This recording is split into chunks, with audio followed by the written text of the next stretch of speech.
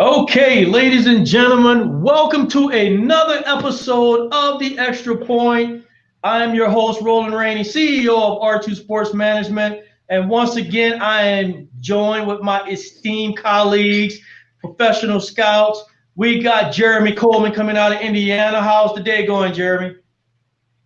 Doing good, Ron. Good deal. And as always, out of Jersey, we have him back, ladies and gentlemen. It is Robert Parker. Thanks for having me back, Roland. How's it going? It's going well, man. Glad to have you on. And coming out of the great state of New York, we got Justice Gordon. Justice, how we living today? I'm doing great, man. Just glad to be back with you guys. Hey, man, we're glad to have all you and everyone else. I'm beyond excited. I can't believe it already. This is episode 10 of The Extra Point. And when I look back on how this got started and where we are currently at, I am beyond ecstatic. You know, I also want to give a great shout out to some of our guests that we've had on to bring their expertise to The Extra Point. I am beyond excited. But for this special episode, episode 10, I am really excited because in today's episode, we have two special guests. First guest, Division II football player, Tevin Darnell. So we are looking forward to having Tevin on the show here shortly. And coming out of Louisiana, aka The Boot, radio host of E504, Eric Jones. We will have him on the show later this afternoon. I'm beyond excited. What a great way to kick off episode 10. We will get after it. And guys, we've talked about the current state of the NFL. But I will tell you, I think the biggest thing right now is really the current state of the NCAA. Once again, you know, conferences trying to figure out how they want to move along here. We got some that are just trekking along and saying, hey, we're having a season, even though some of them are in some hot spots in the country. And then we have others who are basically just trying to figure out how they want to move along. Going out to Justice, what's your take on the current status here? Yeah, I mean, if you're asking me if it makes sense, you know, for the SEC to have a football season, you know, when their region is one of the probably the worst region in terms of COVID-19 cases, in terms of a safety perspective, I mean, the answer is no. The reality is, you know, the colleges down there, they want to play, the players want to play. You know, I'm never gonna knock a player for wanting to take the field and improve his draft stock, you know. But you know, at the same time, the reality is, you know, the NBA is probably the only organization who has found a way to make this work with the bubble. I mean, they're fortunate enough because they don't have, you know, they have less teams than other organizations. But you know, in terms of football, you know, I just think about, you know, you got two teams, you know, coming to one stadium. You got two fan bases coming into one stadium. You know, even if they wear masks, you know, they're all bunched up together in seats. You know, it's a recipe for something bad to happen. You know, I wouldn't be surprised, you know, if several people the next day came out with testing positive. But, you know, like I said, I'm never going to knock a player for, you know, wanting to take the field and, you know, showing off what he can do and trying to improve his draft stock. So if the SEC wants to play, you know, I'm all for it. I mean, go ahead. I hear you. It's a huge topic, and we're going to get into that a whole lot later also. But ladies and gentlemen, joining us here on The Extra Point, coming out of the great state of Colorado, is Tevin Darnell. Tevin, welcome to The Extra Point. How are we doing today? Doing good. Thank you for having me. Hey, Tevin, it is awesome to have you on. For the audience out there, Tevin Darnell is a defensive back who played with Colorado State University Pueblo. Phenomenal job, was with that team when they went on championship runs. Definitely did some phenomenal things with the organization, and he is currently on the path looking for his way to the NFL. Before we get started, Tevin, I want to take the opportunity for everyone who is chiming in and looking today. We have Tevin here with us, but also coming out of the great state of New York, we have Justice Gordon. Also coming out of New Jersey, we have Robert Parker. And coming out of Indiana, we have Jeremy Coleman, all professional scouts. And Tevin, you are joined with them today. So let's get it started right out of the back, Tevin. I was just asking Justice about his feelings about some of these different conferences having a season in the midst of COVID. I'm quite sure you're having your eyes peeled to the television watching this. What's your current take on whether or not a lot of these universities should move forward with a season or not? What's your take as a player? Well, it's kind of hard to create the exact words for everything. You want to keep everyone safe, but at the same time, it's important for the players to go out there and prove what they can do, and just get the experience they want to get from college football, even if they're not looking for something professional wise. And I think that's something that a lot of people need to take into consideration, is that while they want to be safe and everything, they also want to keep that experience for the kids. And most of the people want to go to college just to do sports anyway. So it's a big thing for them, big things for everybody that got to play college sports. I just think it's. I hear you. Yeah, I think it's something that people need to keep an eye on. Okay, so Tevin, as we are seeing a lot of these unique dynamics playing itself out in the NCAA, I think a lot of people are really keeping their eyes on players who are not staying for their last year because of COVID. They're coming out of school right now, declaring themselves eligible for the draft. What's your take on that? When you see players coming out for the draft, what's the impact potentially on the draft that's coming up? What's your thoughts? Well, it's just that uncertainty. A lot of the people don't know what's going to happen with the college season. So, in their minds, maybe it'd be best for them, even if they don't think they're where they want to be with their draft stock, just to come out now, see what they can do now, just because, the uncertainty on. And personally, I support them with it. They think that's the best idea, then, maybe they should do it, because no one really knows how this is going to turn out, even in just a couple months. There's not really a right answer for anything to say. So, well, you hit a great point there, Tevin, and that's the notion that there's a lot of uncertainty that's happening right now, and I think a lot of players are taking that into consideration. Let me swing this over to New Jersey. Robert, you've heard Tevin here speak about that. What's your take on this topic, Robert? I think I definitely agree with Tevin. One of the key words he used was uncertainty. So when it comes to this year's draft, I think a lot of general managers and a lot of owners is going to have to make it a decision to say, hey, who are we going to draft? Are we going to draft off, potential, or are we going to draft off game film? So I think it's going to come, scouts like us and like others across the nation. A lot of, GMs, a lot of owners is going to have to lean on those lower level guys to grind tape and watch film and, to decide to say, hey, if this person worthy of a first round grade or this person worthy of a late round grade. So I think everyone is in flux, and uncertainty is affecting everyone, not only the athlete, but affecting everyone, from the front office personnel, even the people who's, just in the facility day in and day out. So I think that uncertainty is one of the key words that, lingers on in regards to this whole pandemic that we're dealing with.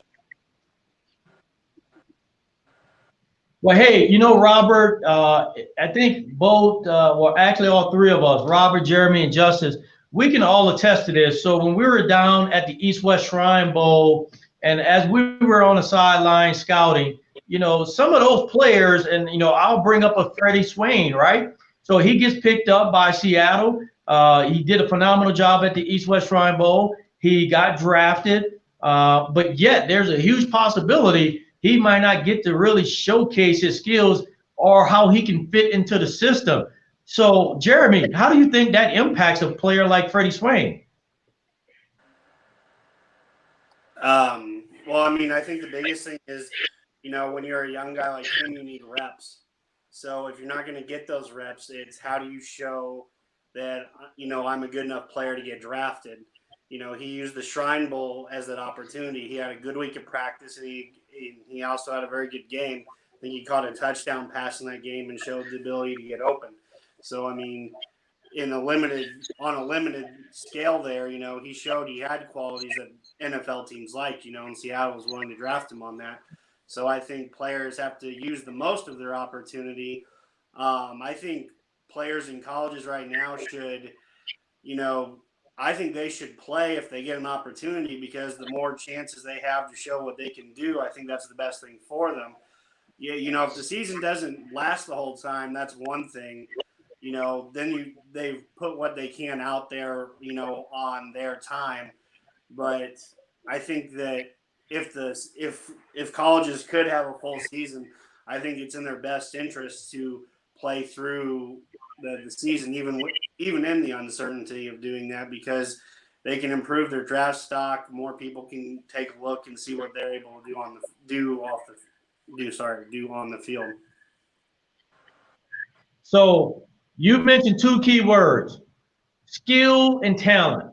And that's why we got Tevin on today. When I look at a player like Tevin, the skill, the talent, put in the hard work, had a good pro day. You're looking at the future, Tevin, and of course you're still on that path, looking for that way to the NFL. A question we have for you, Tevin, is when we as professional scouts are out there and we're looking at Division II players like yourself, from your perspective as a player, what can we do better as scouts to shine a brighter light on exceptional Division II players like yourself that might not get the same type of limelight like Division I player may get? What's your thoughts? Well, I know one big cripple we have is D2 players. We don't get the same national attention, obviously, as D2.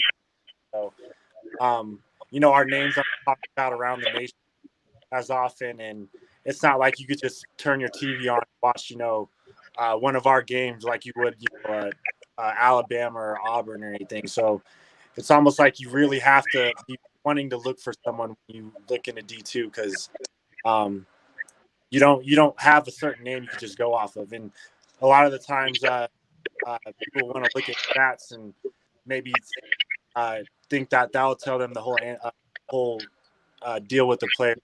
That's not always true. So I think that first, talking to the players' coaches, also actually really studying the game film and not relying too heavily on stats. I know it's a big part of everything, but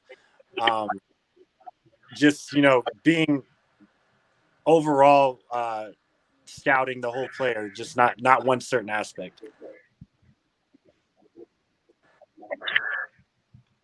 So when you say one specific aspect, it sounds like you're referring to basically what I like to refer to as whole player concept. What that player does all over the field.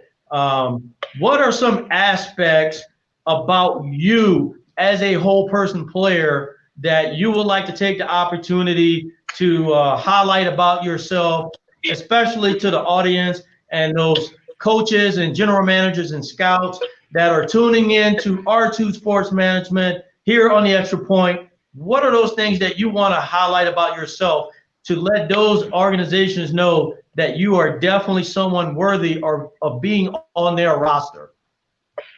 Well, for me, one big thing I got is versatility.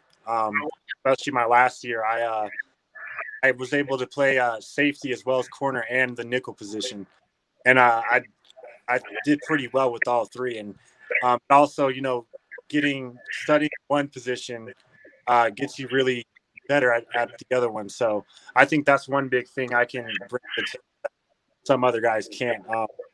Also, I think because I'm a track guy also, so I got the speed and I'm always able to get down there with the deep balls. They had me back kick returning and things like that also. So from that aspect, wouldn't be too scared for me to put me on a burner guy and have me stay with him stride for stride. And also just another physical aspect, strength wise, I've been one of the stronger guys also. So I wouldn't even though I'm not as tall as a lot of corners, you want a lot of corners to be at. I can still match up against the bigger 6'3", 6'4" guys also. So I can handle myself at the line. Well, hey, ladies and gentlemen, you heard it here on the Extra Point, right from the mouth of Tevin, who is basically letting these scouts and general managers and head coaches know that he has the skills and the talents and the goods to play at the next level. So I want to take the opportunity to throw this over to my colleagues, Robert, Jeremy, Justice. Any questions for Tevin? Tevin, as a scout, I always like to know a little bit of background for a college player. Tell me a little bit what your recruiting looked like when you were in high school and how you ended up where you are. Actually, coming out of high school, I was recruited by a lot of the D1 schools around area. So Fort Collins, Boulder, Wyoming, and even Utah State. But at the time when I was coming out, Fort Collins was doing pretty well. They entered the top 25, and so I was kind of like dropping off of the other universities and really focusing on them. And then unfortunately, their coach left at the end of the season, and they brought in Bobo, and he kind of wanted to change up and bring his own recruits in. So they kind of told me that they wanted me to be a preferred walk-on. And from that, money-wise, I just couldn't do it. So, and Pueblo was it for me. They just won the championship. So I was like, why not? They told me they could get players to the league, and I know they're definitely big competitors. So I thought it was a great opportunity. Gotcha. Thanks for sharing. Hey, Tevin, this is Robert Parker. Just want to ask you a couple of questions from a scouting perspective. I know one of the main things you said earlier in regards to your ability on the field was versatility. So when it comes to versatility at the defensive back position, what are some of your strong attributes? Do you like to play, man press, or do you like to play off, bump and run? Like what is your preferred techniques, and what is your favorite coverage to play? Definitely man press. At Pueblo, we did a lot of man schemes and up in the face kind of things because we were blitzing a lot. So one of our main schemes was just, stay on them for that short period of time so nothing would be open. We could get the quarterback.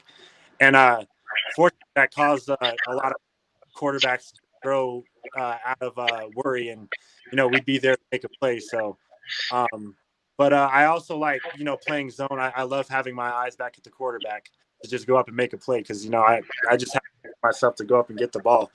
But as far as everything, it'd definitely be man press. I like being up in his face. Yeah. Thank you. Appreciate that. Thank you. Anything, Justice? No, I'm good. I like what I hear from him. I wish him the best. I definitely hope he gets that shot. I mean, if I could, I'll try and look up some tape on him, see what I think. But, I definitely wish him the best, and I hope he gets that shot, soon. Thank you. Appreciate it. No problem. Well, I will tell all of you, I got to see this guy play the game. And I will say it right here on the Extra Point. Tevin is the real deal. He has the character, he has the skills, he has the attributes. Overall, he has the talent to play at the next level. So for all of you scouts out there, for the general managers and the head coaches, take a look at Tevin Darnell. He is someone you want on your roster as a quality young man and as a quality football player. Tevin, I'm going to leave you with the last word. What do you want to tell everyone out there as you get ready to continue on your dream path to the NFL? Just, look out for me. I'm always going to be hard at work. I just got back from the gym before I got on this call. So I'm going to be working and, just, be on the lookout for me. Keep looking. Good deal. And we will do our best right here on the Extra Point with 3 professional scouts who will try our best to get your name out there, Tevin, because I think it's worth it and I think you're worth it. Thanks for coming on the Extra Point tonight, Tevin. Ladies and gentlemen, Tevin Darnell from Colorado State University, Pueblo, defensive back on the path to the NFL. Devin, thanks for joining us tonight, and we will stay in touch. Have a great one, Tevin. Thank you. Really appreciate it. Peace out, you guys. All right, ladies and gentlemen, as I mentioned, that was Tevin Darnell. Once again, fine young man who is trying to work his way in the NFL and get on that path. We will keep this going, ladies and gentlemen. We have another guest who we are bringing on to the Extra Point, and that individual, as I mentioned before, is Eric Jones, radio host from E504 out of Louisiana. Eric, Okay, how we doing today, my friend? Man, I'm good. Y'all can hear me over there? I got me? Yep, we got you loud and clear. All right. What's going on, Nut? Man, long time no see, man. Well, hey, Eric, today, as you are on the Extra Point, I'm glad we are finally able to make this happen. You are also joined by 3 football scouts. We got Robert Parker out of New Jersey, Jeremy Coleman out of Indiana, and Justice Gordon out of New York. So that's who is joining you today, Eric. Once again, I love what you're doing in Louisiana, the social consciousness that you are bringing about there is phenomenal, because I think it's people like you that keep the conscience going. But today on the Extra Point, we are going to be talking about football. And a question I have for you right out of the gate, Eric. Look, we got COVID rampant. Louisiana at one point was one of the highest labeled states with COVID cases, but yet the SEC is still moving on with a season. So I don't know. Tell me, Big E, should the SEC be moving on with a season in the midst of this pandemic? So before I get in there, man, I want to shout out Robert, Jeremy, and Justice. Man, it's a pleasure to meet you guys. Pleasure to meet you.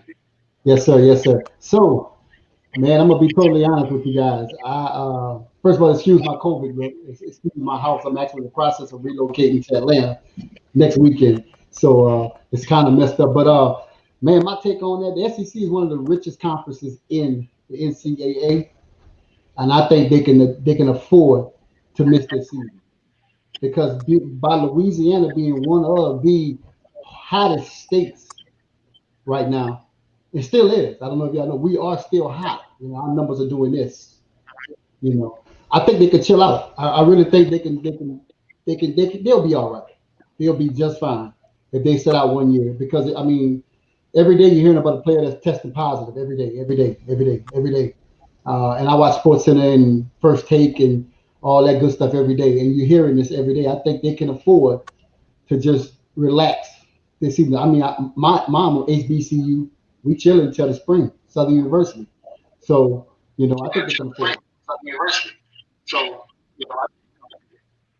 Well, I think a lot of people may feel the same way, Eric, that, hey, maybe, we just go ahead and call this season a wash, not because we don't want to, pad our pockets, but for the safety of the players. But to your point, the SEC is a powerhouse. Now, I think we can all attest to this. I don't think you find many empty SEC stadiums. When those stadiums are packed, they are packed. So, to me, Jeremy, what happens? You get an Alabama game, stadium is packed, and the COVID numbers tend to go up. I think one of the things we have to really consider is how do we reverse course if numbers go up during the season? What's your take on that? Well, I mean, I think it's worth pointing out that it isn't like there's going to be 110,000 fans packed into Bryant-Denny at any point this fall. I think their plan was to go with about 20%. So, I mean, you've got roughly, 25,000 people. You can spread out pretty well. I mean, there's a reason why there's NFL teams that plan on having fans in stadiums is because they feel like they have a plan that will work. If the SEC feels like they can put it in a plan that will work for schools having fans in stadiums, and some I don't even think are planning on having fans, I think there's a reason why you feel like football could work. And I feel like you owe it to the players and the coaches, this is their livelihoods on the lines to at least attempt a season. And if things do go south, then yeah, I think the conference should bail on a full football season, but I do think they should give it a try at the least. So, I'm going to tie your comments, Jeremy, back to Big E, Eric Jones, radio host of E504. Does this really boil down to economics?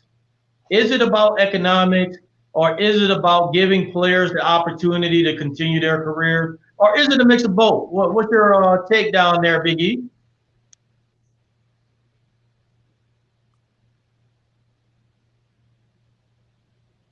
You back?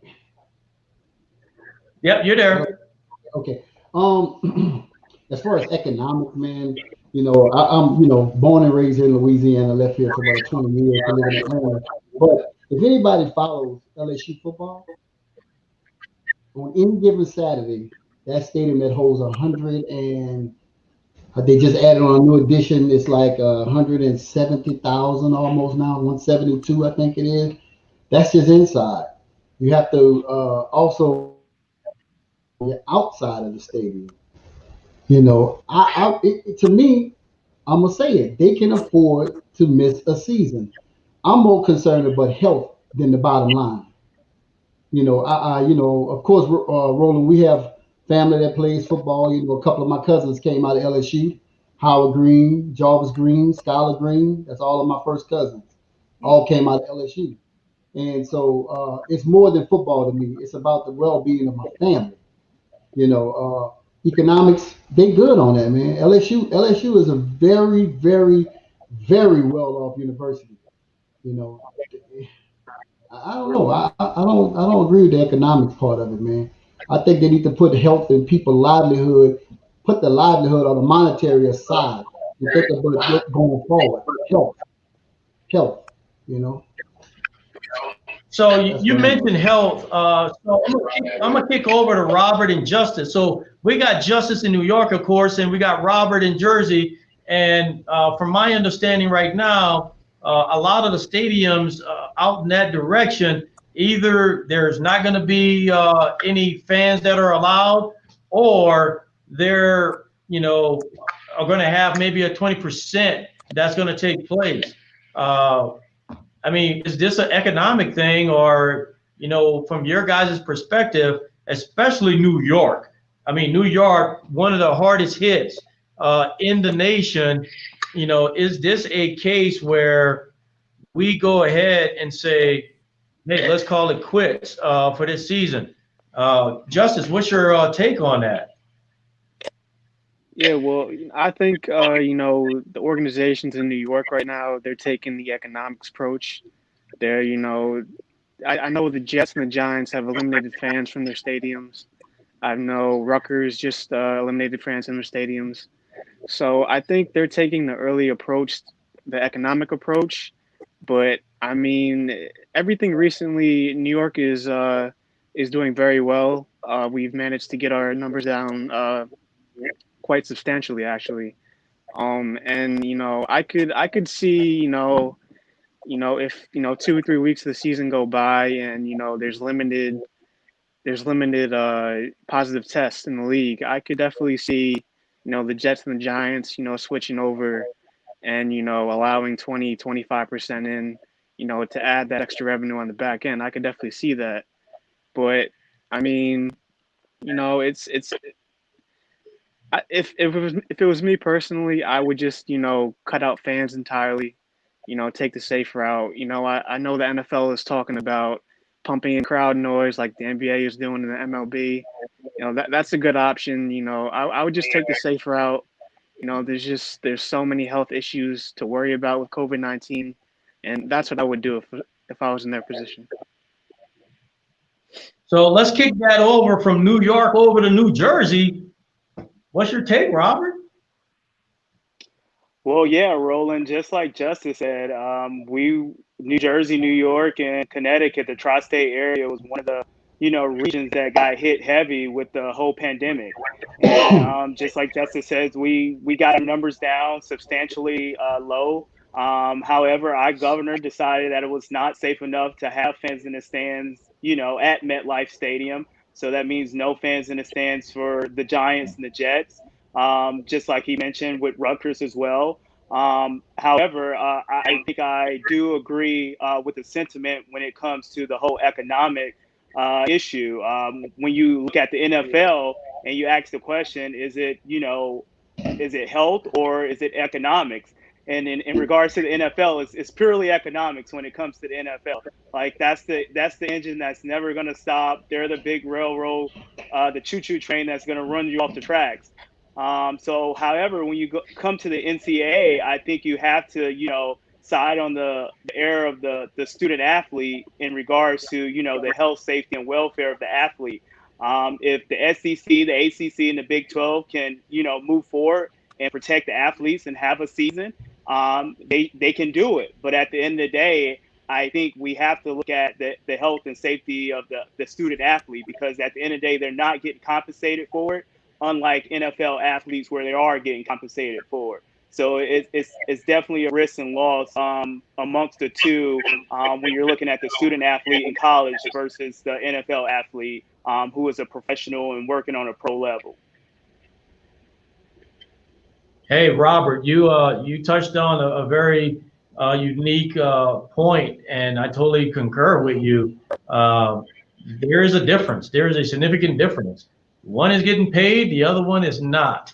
So at some point, you have to really start looking at family dynamics, personal dynamics, future long enduring health dynamics. So I definitely concur with you. Hey, Big E, I'm going to switch gears just for a second. I might catch you off guard with this question, but the panel here, roughly around episode 2 and 3, we talked about Colin Kaepernick. We talked about the social and civil unrest in the nation, but we also talked about Drew Brees and what had transpired down in New Orleans with some of the comments that he made. He has since come around to make some statements about understanding the current social climate. As a Louisiana member yourself, as a fan, what's your take on what happened with Drew? So I don't think a lot of people realize, but in 2016, Drew spoke on the flag issue. In 2016, he said that he wasn't going to kneel for the flag. And, man, I'm a realist, and I see it from both angles. Nobody said anything. It kind of went unnoticed. It kind of went under the radar, and I'm a fan, so, die hard. And I remember when he said that, and he took that stance about the flag, doing the whole Kaepernick thing and all that. So here we are, fast forward to 2020, and he makes his comment about the flag again. His grandfather, so on and so forth. What people got to understand is that you didn't cut up in 2016 when you said it. You didn't act a fool. You didn't protest. You didn't do this. You didn't do that. Now, because of everything that's going on now in society, right now, you notice that. Now you got a problem with it. I mean, I keep it 100. You know, I keep it 100, and right is right and wrong is wrong. Because of what's going on now, everybody got something to say. He said it in 16. Nobody said nothing. Went on and had a damn good season in 16. Nobody said nothing. But the minute, we have all this social injustice and everything's going on, which I'm head first in it. I'm with that. Don't use this to attack this man for what he said 4 years ago and nobody said anything. That's his stance. That's what he believes in. He's not going to kneel for. But let's get this clear. It's not about the flag. It's never been about the flag. Everybody missing the point. It's never been about the flag. It's about black men, black women, black females killed by the hands of police. We in I live in LaPlace now, but I'm about 25 minutes from Baton Rouge, and I knew Elton Sterling. Elton Sterling is related to Kendall Simon from down your way, Roland. So yeah, we saw what happened. I have the live video.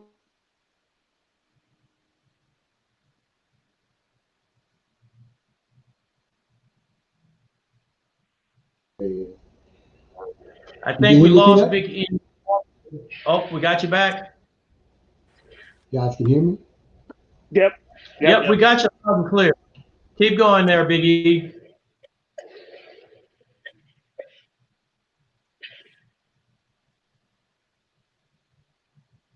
All right, I think we lost Big E audio, video there.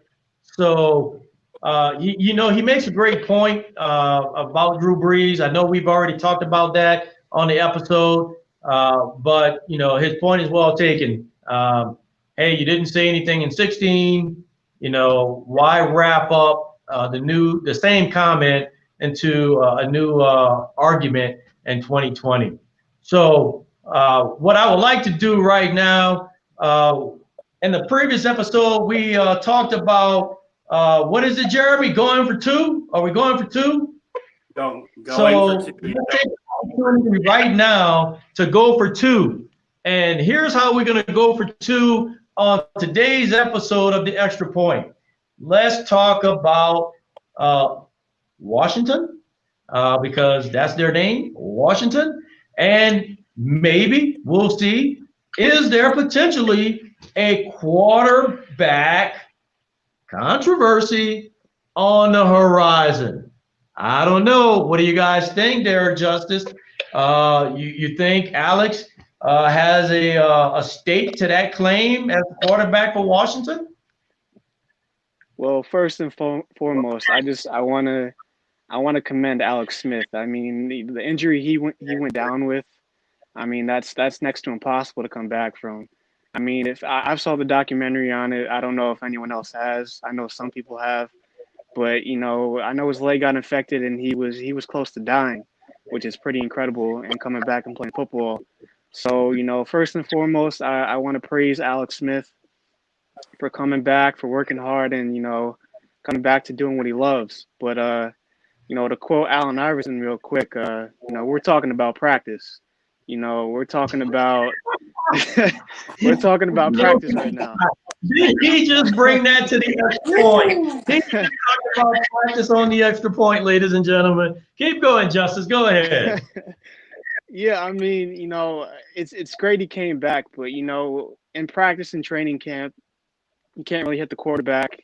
And I'm just worried, in a full game, in a real game, he's a mobile QB. He likes to move around a lot.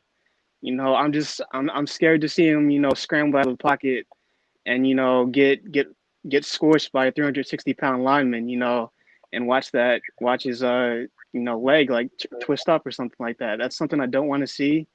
I don't know how mobile he is now with his injury. I'm not sure how mobile he can be. The team right now, it's young. We got Scary Terry on the outside. You got arguably the best defensive line in the league. I think it's between them and the 49ers. That's another argument for another day. But it's a young team. Dwayne Haskins, he kind of got thrown in, when they really didn't believe in Case last year. I would roll out Dwayne Haskins, see what you have in him. This organization, it's in their second regime in 2 years. They don't really know what they have with him. Roll him out, see what you got with him. If you don't like him, throw in Alex Smith for the last half of the year and, draft a quarterback in 2021.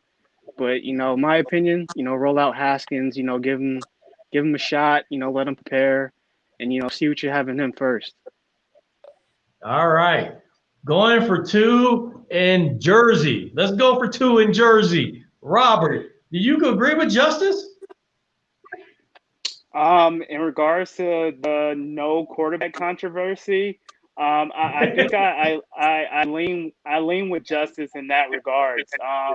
And the reason why I say that is if we look at injuries, some of the gruesome injuries, whether it's NBA, whether it's NFL, whether it's baseball, I think one of the main things we look at after the gruesome injury is, the mental aspect of it. So we have players go down with a torn Achilles. We have a player who goes down with the ACL injury, and one of the main things we look at and we harp on is the mental aspect. Can they get back? So I think one of the things about Alex Smith, just like Justin says, I commend him and I give him a standing ovation, and just his fortitude and his willingness to come back and try to play. He gets all of my respect for that. However, one of the things that I'm concerned about is, Alex Smith's safety. I mean, football is a violent game, and it's kind of like he had a gruesome injury. So you want to know if he can get back to that shape where he can protect himself in the pocket. So I think I had to see him protect himself in the pocket and to scramble a little bit in order to say it's a quarterback controversy. So with that being said, you have Dwayne Haskins, just like Justin said. You roll him out there. He has weapons. He has the defense. I know he lost a couple of running backs, this offseason for various reasons. You have the Darius Guice situation out there. Bryce Love from Stanford. Will he be able to step up? We have an older Adrian Peterson who's aging. So I think, you're going to have that quarterback to have to stand in the pocket and have to make plays with his feet. And right now, I just don't think Alex Smith can get that done in the condition that he's in. Oh, wow. Wow, wow, wow. Let's go for 2 in Indiana. Jeremy, are you in or are you out on the whole Alex thought process in Washington? Well, I definitely think there's going to be a controversy. You guys say there might not be a controversy today, but there were some tweets today from practice saying that if you weren't Alex Smith, you did not want to be the quarterback on the field. Apparently, he looked amazing, on the practice field. And I think what one thing you guys forget is that Alex Smith is a veteran in this league, and he knows how to win. That's the big thing. And I think you also have to remember Ron Rivera is brand new to this team, and he did not draft Dwayne Haskins. He has no ships tied to that sail, so to say. So who's to say he's not thinking that Haskins is his long-term guy anyway? I think that's something to be worth said there.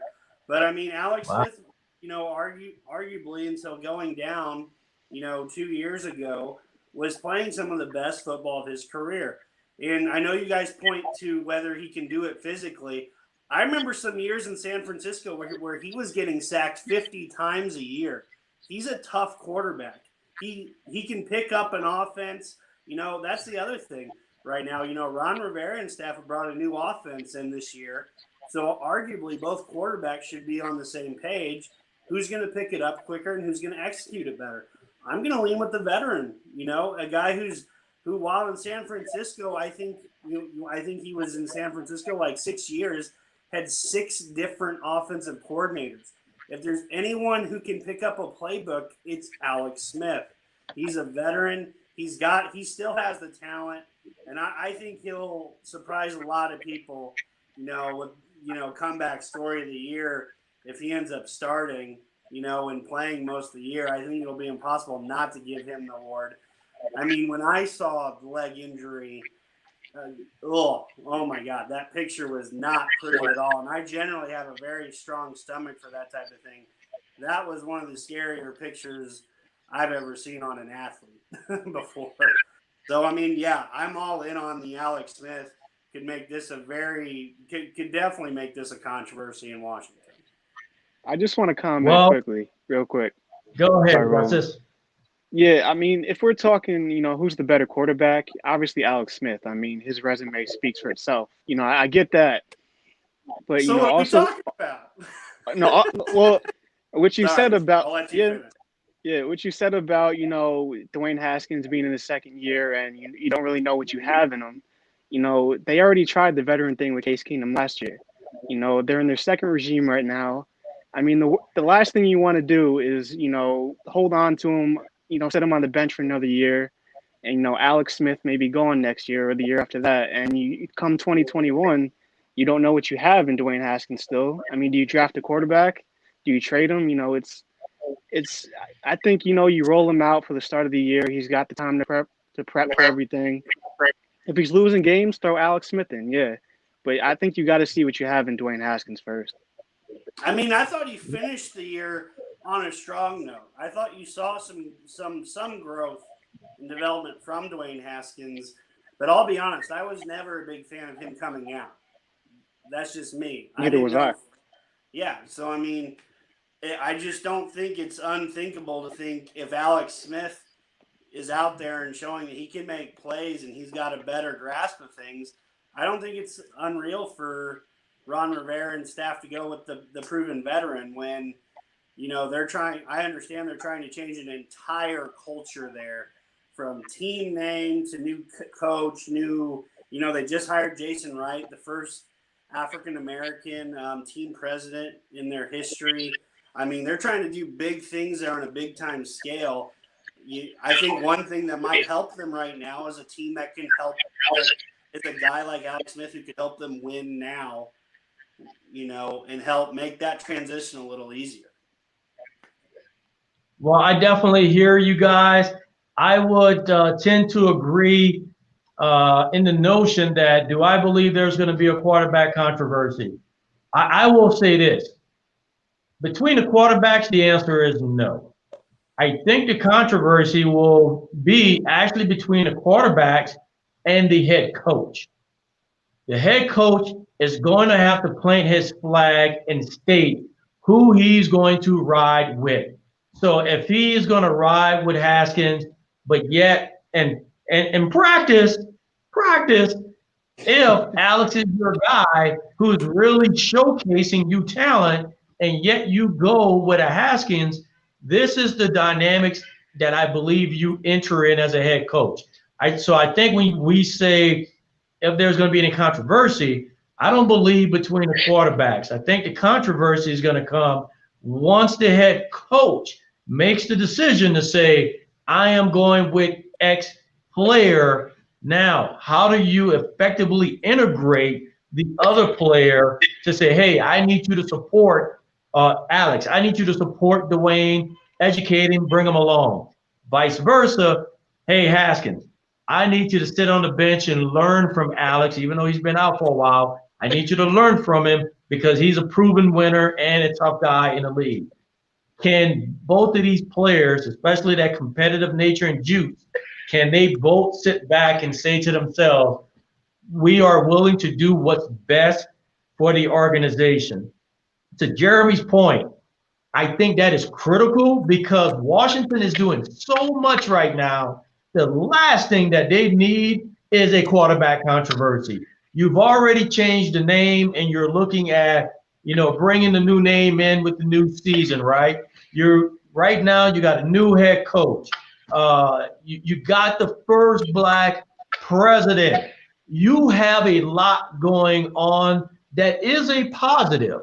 So if I'm Rivera, I get this nailed down right now. I don't wait because I don't need that distraction as a head coach while my executive office is doing some phenomenal things to move the team into the future. So look, guys, it's been great today. We do have a question for Eric before we leave off. Eric, we don't want to leave you out. We know you're one of the top fans out there. A question that Eric has, and we'll give you a minute here, Eric. He says Nick Bosa had to clean up his social media knowing San Fran was the likely destination. Do you guys think players should be on social media in college or the pros? All right, we'll go quickly around the room. Robert, social media for players or not? I would say yes, but however, I think it's up to each individual. If you ask me, Roland, some guys out there are just more mature than others, and some guys are not. We had an incident earlier in the draft process with Jake Fromm out of Buffalo, where he, sent a couple text messages, to a female friend, and she kind of put him on blast for it. So I think I wouldn't say more so with social media. Just in general, I just think, these student athletes moving forward, or just athletes in general, needs to be more, aware of what they're putting out there, especially in this PC culture that we living in today. So I think you can be active on social media, but I think you can do it in a tasteful way. So I wouldn't say, no social media at all for players. But I think certain players need to be monitored a little bit, if you ask me, though, on the social media. All right, swing over to Indiana. Jeremy, social media or not? Well, I'm going to go with this stance. I do think players should be allowed to, have their own voice. Social media is the way they get it done these days, especially in college. These kids are brought up thinking, oh, I've got to text it, or I've got to tweet, every thought and whatnot. But I think Robert said the most important thing there is you have to show a certain level of maturity, because the internet is forever. We can go back years and find out what, we posted on Facebook, put on Twitter, all this stuff. I mean, we saw what happened when it happened with Laramie Tunsil, in his draft stock, when the picture of him with the, the mask and the bong came out. I mean, that definitely hurt his stock a little bit for him to fall all the way down to Miami at the time. You don't want that coming back and biting you, in the future, when it really matters. So my biggest thing is, yes, I think it'd be impossible to police social media, for one.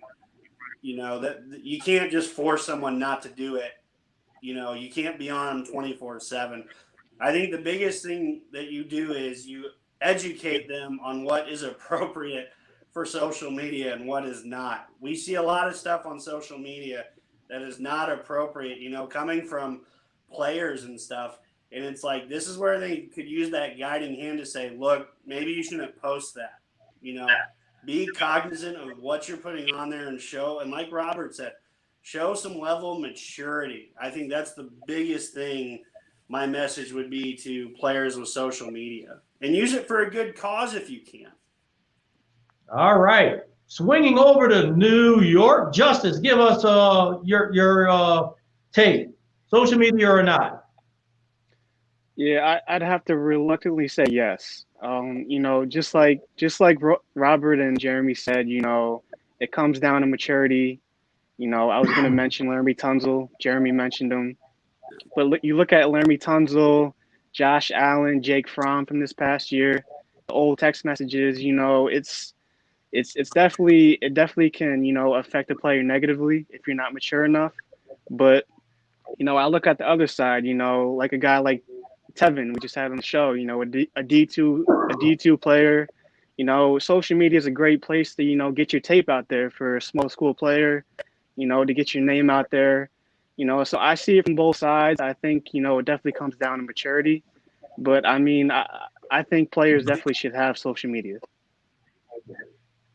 All right, I'll round it off. Yes, players should have social media, in my opinion. But when it comes to the organization, code of conduct. Infuse a culture with a code of conduct so players fully are aware of the do's and don'ts.